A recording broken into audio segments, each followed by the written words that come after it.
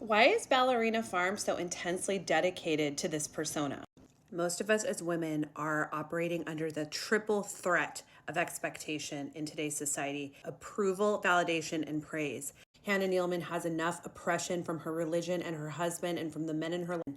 So I am not trying to hate on her, and I am not trying to bring her down further, but I think she is such a good example of a woman who embodies striving for validation, praise, and approval over everything else. Hannah Nealman is an example of a woman who is completely and utterly down to every cell in her body, striving for approval, validation, and praise. And I was Mormon for 44 years of my life, so I think that I can speak very clearly on the expectations of women in that religion. Shefali says that women are addicted to this praise, approval, and validation, that it is like a drug. She is the epitome of a good woman. She equates her very identity to the qualities of approval, validation, and praise. And I would even argue obedience, as Dr. Shefali talks about in this chapter.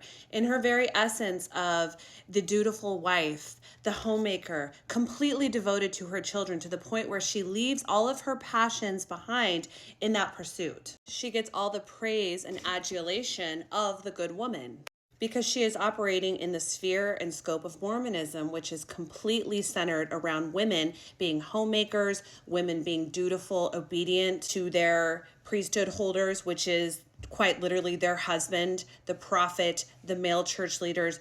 It is literally in service to men and in service to children. And that is the entire scope of what is required of a good, dutiful woman. And she embodies that. As Dr. Shefali says in this chapter, in order to obtain the three valuable drugs of approval, validation, and praise, women especially essentially shapeshift, morphing into whoever those around us wish us to be.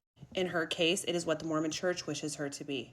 So what is the solution to this shape-shifting that so many women get stuck doing? As Dr. Shefali says, the only way to outgrow these archetypes is to shatter them.